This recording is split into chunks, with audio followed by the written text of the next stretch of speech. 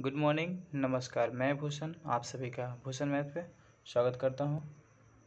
हम first video में physics and chemistry के कुछ न्यूमेरिकल प्रश्न किए थे जो प्रीवियस क्वेश्चन है, पिछले एग्जाम में आ चुके हैं। एलपी, एनटीपीसी और ग्रुप डी में आ चुके हैं। तो हम ग्रुप डी और एनटीपीसी के बेस पे कुछ क्वेश्चन कर रहे हैं, देखिएगा। इस पैटर्न से कर सकते हैं क्वेश्चन, एग्जाम में आ सकते हैं। तो चलिए दोस्तों देखते हैं। 8 क्वेश्चन तक कर लिए थे। 9वां क्वेश्चन है, एक अवतल लेंस की फोकस दूरी 15 सेंटीमीटर होती है। यदि वस्तु को लेंस से 30 सेंटीमीटर की दूरी पर रखा जाता है तो प्रतिबिंब की दूरी क्या होगी। अवतल लेंस में एक फोकस दूरी, अवतल लेंस की फोकस दूरी 15 सेंटीमीटर, यानी फोकस दूरी दिया हुआ कितना, 15 सेंटीमीटर।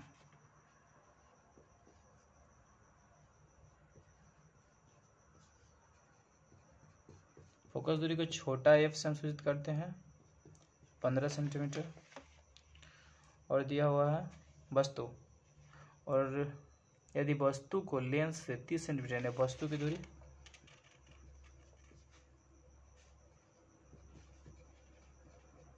वस्तु को यू से सूचित करते हैं, वो दिया हुआ 30 सेंटीमीटर। कितना, 30 सेंटीमीटर। तो पूछा है प्रतिबिंब की दूरी ज्ञात करें, तो प्रतिबिंब कहाँ बनेगा।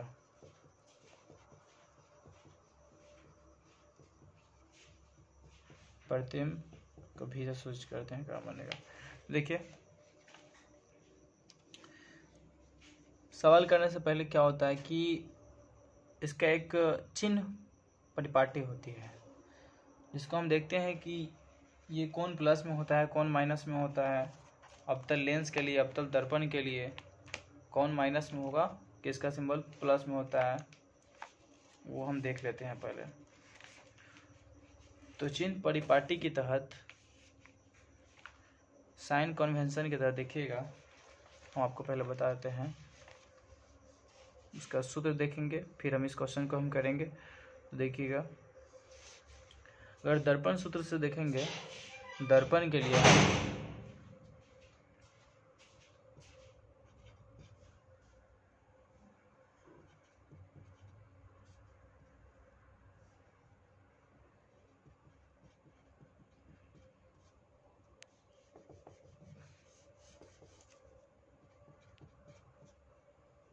चिन्ह परिपाटी,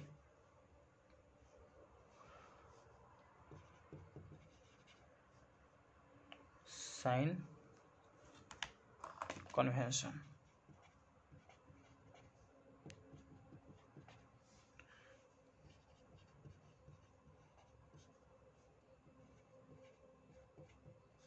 अवतल दर्पण और उत्तल दर्पण के लिए देखते हैं।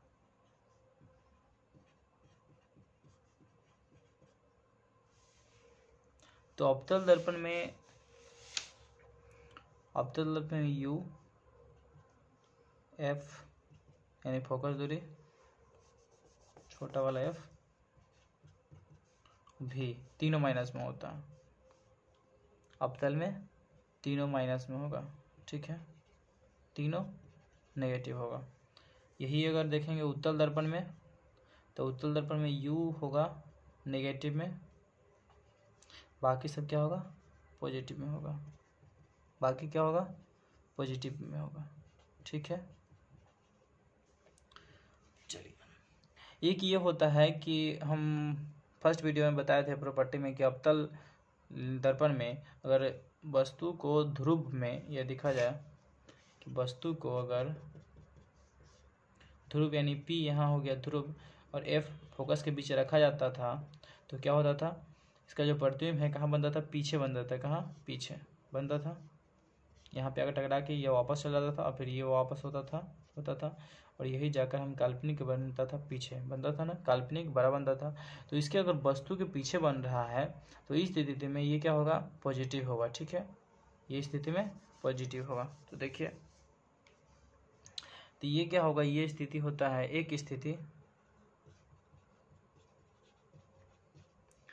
एक स्थिति को छोड़कर, देखिएगा, एक स्थिति को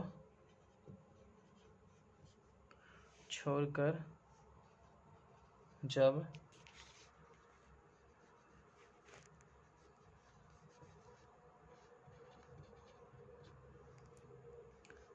वस्तु कहाँ होगा, जो वस्तु P तथा F के बीच, P तथा F के बीच स्थित हो। अगर P तथा F के बीच होगा तो क्या होगा, ये पॉजिटिव में हो जाएगा। ठीक है, समझ गए। तो ये दर्पण के लिए होगा, किसके लिए, ये स्पेशलिस्ट दर्पण के लिए है। ठीक है, चलिए भी दर्पण के लिए होगा। अब इसी में हम आते हैं किसके लिए,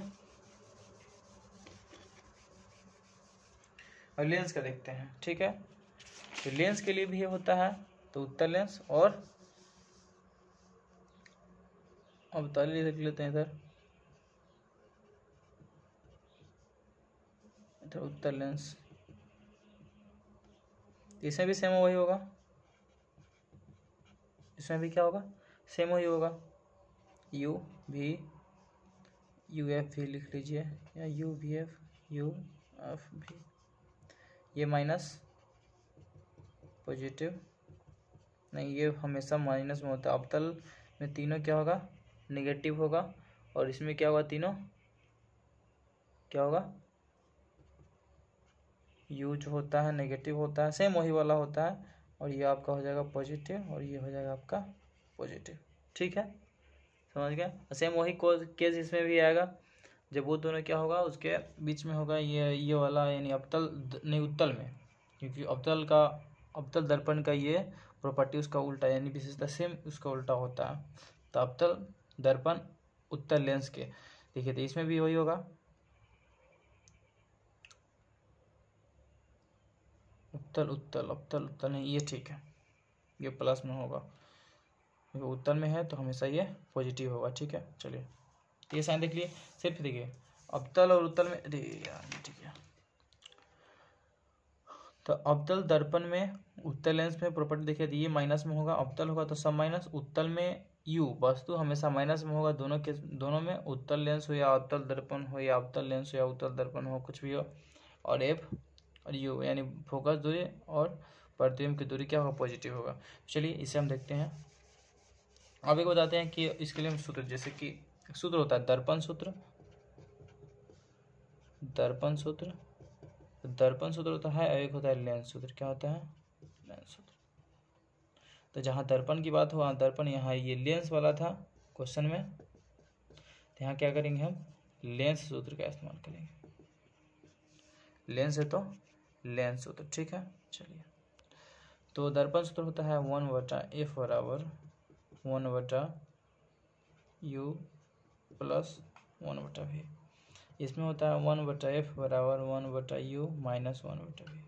ठीक है, चलिए आगे देखते हैं हम 1/v माइनस 1/, तो चलिए हो गया, ये 1/f बराबर 1/v प्लस 1/u, और ये होगा 1/f बराबर 1/v माइनस 1/u। ठीक है, तो हमको लेंस की बात हो रही थी, तो हम लेंस सूत्र बनाते हैं। चलिए तो लेंस सूत्र में ये हो जाएगा, ये दर्पण सूत्र हटा के हैं लेंस सूत्र कर देते हैं। लेंस सूत्र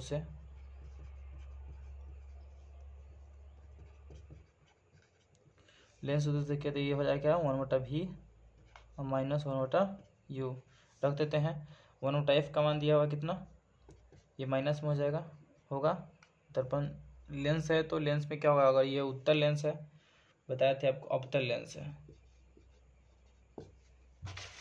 क्वेश्चन में देखिए क्या है, ये अवतल लेंस है, तो अवतल लेंस के लिए क्या करेंगे हम, ये सब हमारा माइनस, भी निकालना है तो भी को छोड़ देंगे ऐसे ही, माइनस 1/u का 30 है तो माइनस 30। ठीक है, भी है, भी हमें निकालना, भी को इधर चलेंगे, बाकी इधर आ जाएगा, तो ये माइनस माइनस से क्या हो जाएगा, प्लस हो जाएगा, इधर आएगा तो ये फिर माइनस, तो 1/-15 माइनस 30 बराबर 1/v, लघुत्तम लेंगे तो क्या आ जाएगा 30, तो 15 दूनी 30, ये हो जाएगा कितना 1।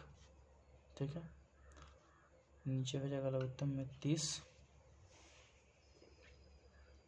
3, चलिए तो ये हो जाएगा माइनस 3/30 1/10 माइनस 1/10 आया, यानी V बराबर क्या आएगा,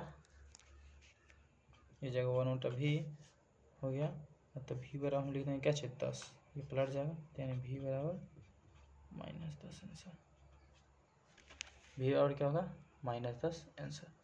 ठीक है, ये इक्वल टू। चलिए अगला क्वेश्चन देखते हैं हम।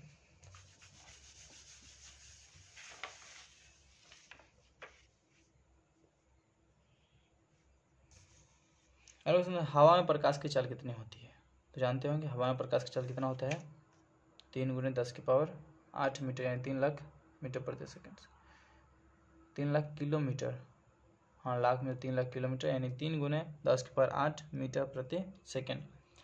तो हवा में पूछा है, तो इसके अलावा हम देखते हैं, हवा के अलावा हम देखते हैं 2 4 पढ़ लेते हैं, जान लेते हैं किस किस में पूछा जाता है। हवा या निर्वात बराबर होता है, अगर हवा वायु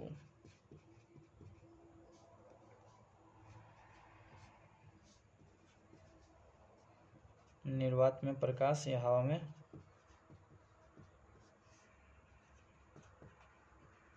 प्रकाश की चाल, यही वायु में हो जाएगा, वायु या हवा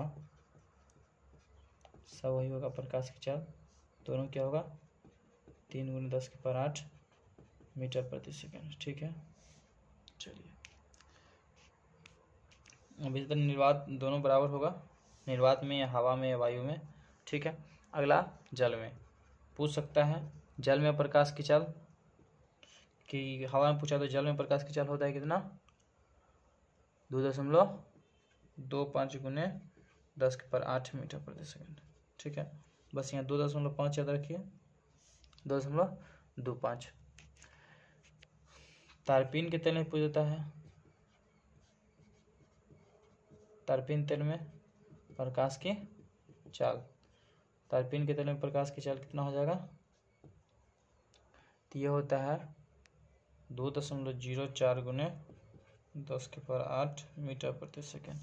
ठीक है, अब इस तरह कांच में पूछता है, क्या चीज में, कांच में, तो कांच में प्रकाश की चाल क्या हो जाएगा, कांच में प्रकाश की चाल हो जाएगा 2 × 10⁸ मीटर प्रति सेकंड। ठीक है, इस तरह से पूछता है रॉक साल्ट में, क्या चीज में, रॉक साल्ट में प्रकाश की चाल, रॉक साल्ट में प्रकाश की चाल होता है 1.96 × 10⁸ मीटर प्रति सेकंड, 1.96 × 10⁸ मीटर प्रति सेकंड हो गया, देख रहे होंगे आप। चलिए अब बात ये आती है कि प्रकाश की चाल जितना सघन माध्यम होगा उतना क्या होगा, उसमें कमेगा। तो निर्वात हवा है, विरल माध्यम था उतना ज़्यादा था, धीरे धीरे देखिए जल में आए तो ज़्यादा हुआ, कांच में आए तो और कम हो गया, रॉक साल्ट में आए तो और क्या हुआ, और कम हो गया। तो जितना सघन माध्यम होगा उतना प्रकाश की चाल क्या होगी, कम होगी, और जितना विरल माध्यम होगा उतना क्या होगा, प्रकाश की चाल अधिक होगी। चलिए आगे हम देखते हैं अगला क्वेश्चन।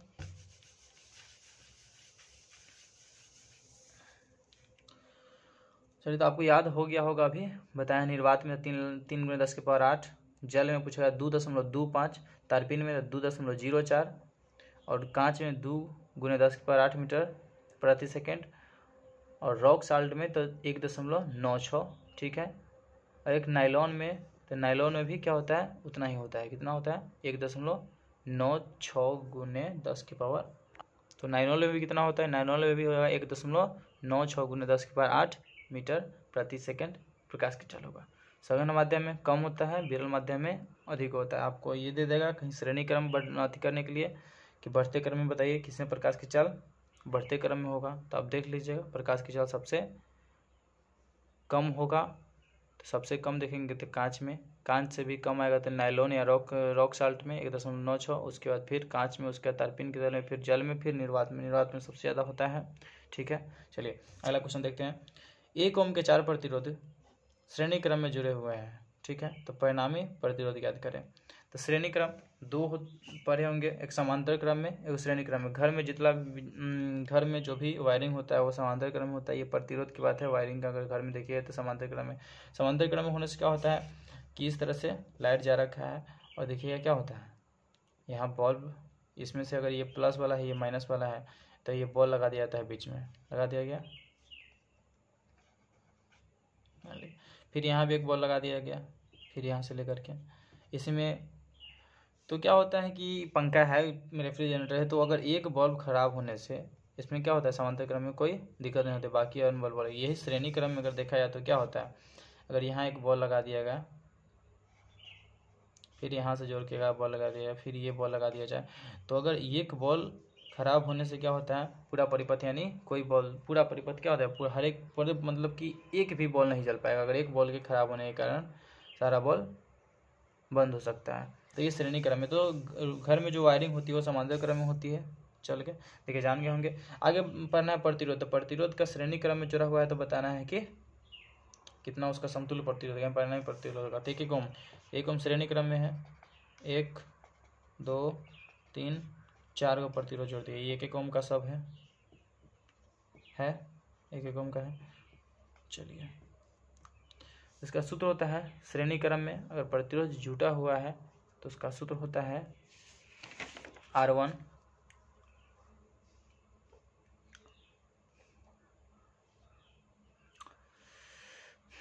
तो श्रेणी क्रम का होता है, अगर सीरीज में है RS मतलब resistance in series, R1 plus R2 plus R3 जो भी हो, R4 जितना होगा डॉट डॉट होगा, तो एक सब एक है। यहाँ पर 2 रहता, 3 रहता, 4 रहता, 5 रहता, या मान लीजिए 8 रहता, तो सबको जोड़ देंगे 10 ये 19 हो जाता है। यहाँ पर एक है तो कितना हो जाएगा, 4 ओम हो जाएगा। ठीक है, यही अगर समांतर क्रम में होता तो समांतर क्रम में क्या आएगा, इसका आंसर ये 1/1 हो जाता, 1/1 सबका लघुत्तम इतना ही आता, तो उसका आंसर क्या होता, 1 हो जाता। क्यों होता कि 1 प्लस नहीं 1 हो जाता, 1 प्लस 1 प्लस 1 1/1 एंड 4, तो 1 ये तो 4 का 4 लिखा था, 4/1 लिखा था। ये होता है 1/RP, यानी वो पैरेलल में आता 1/RP। ठीक है, तो RP तो ऊपर जाएगा, तो RP बराबर हो जाएगा 1/4, तो ये हो जाता। अगर ये समांतर क्रम होता तो 1/4 आंसर होता। ठीक है, चलिए, यानी सीरीज में रहेगा तो इसका सूत्र होता है R1 plus R2 plus R3 dot dot, और यही समांतर क्रम होता तो 1/RP रेसिस्टेंस इन क्या होगा, parallel line, 1/R1 1/R2 plus 1/R3, इस तरह से डॉट डॉट। समझ गए होंगे। चलिए, इसका आंसर कितना हो जाएगा, 4 ओम। अगला है, एक ध्वनि तरंग की आवृत्ति 50 हर्ट्ज है, तो आवृत्ति दिया हुआ है कितना, 50 हर्ट्ज। ठीक है, तो क्या है, एक तरंग की आवृत्ति 50 हर्ट्ज है और इसकी तरंग दैर्घ्य 4 मीटर है। तरंग दैर्घ्य दिया हुआ है,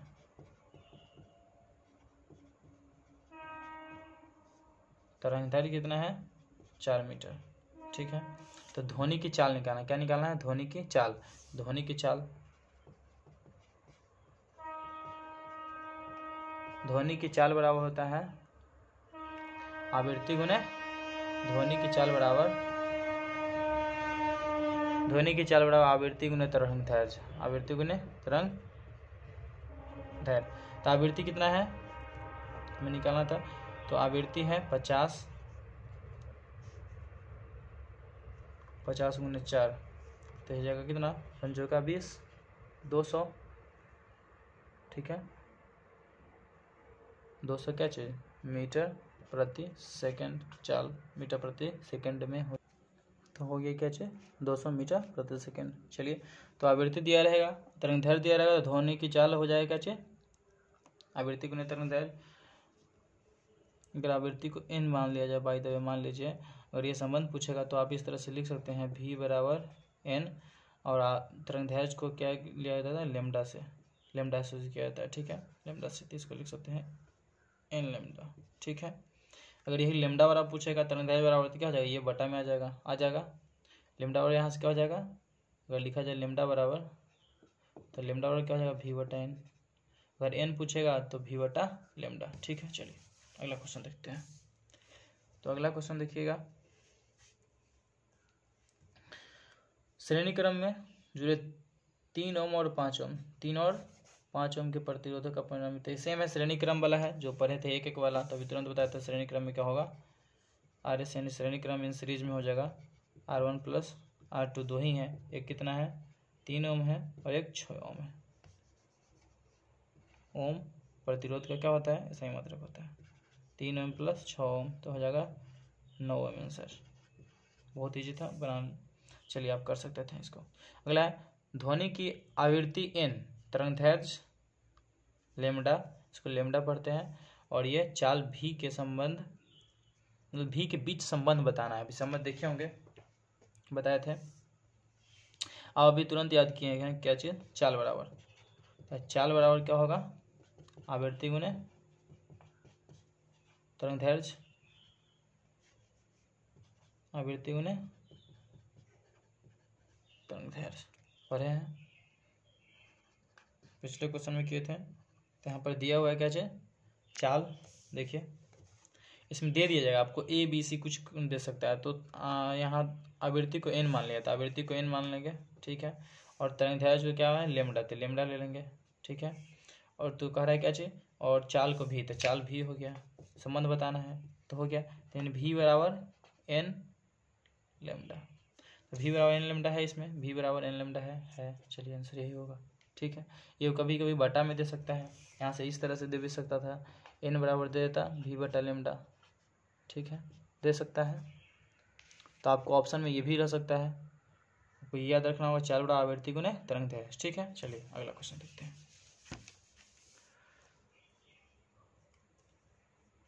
ये अगला क्वेश्चन है, यदि 3 एम्पियर की धारा 1 मिनट के लिए प्रवाहित होती है तो इतने समय में कितना आवेश प्रवाहित होगा। तो कह रहा है 3 एम्पियर की धारा, यानी धारा कितना है, धारा 3 एम्पियर की है, 3 एम्पियर, 3 एम्पियर धारा कितना है, 3 एम्पियर की, ठीक है। और समय दिया हुआ कितना, देखिए समय दिया हुआ कितना दिया हुआ है, समय कह रहा है कि 1 मिनट के लिए, तो समय 1 मिनट, 1 मिनट के लिए धारा को आई से सूचित करते हैं, पता होगा। चलिए तो पूछ रहा है कूलम्ब, तो कितना आवेश, तो आवेश बराबर क्या होता है, आवेश को क्यू से सूचित करते हैं, तो क्यू बराबर आई टी, क्यू बराबर आई टी, ठीक है। तो पहले हम समय को क्या करते हैं, सेकेंड में चेंज कर लेंगे, तो 1 गुने 60 बराबर 60 सेकेंड हो जाएगा, 60 सेकेंड हो गया, 60 सेकेंड। चलिए क्यू और आई टी, तो आई का मान 3 गुने 60 यानी कितना हो जाएगा 180, और आई टी यानी ampere minute, ampere second, ampere second बराबर क्या होता है, एम्पियर सेकेंड बराबर कूलम्ब।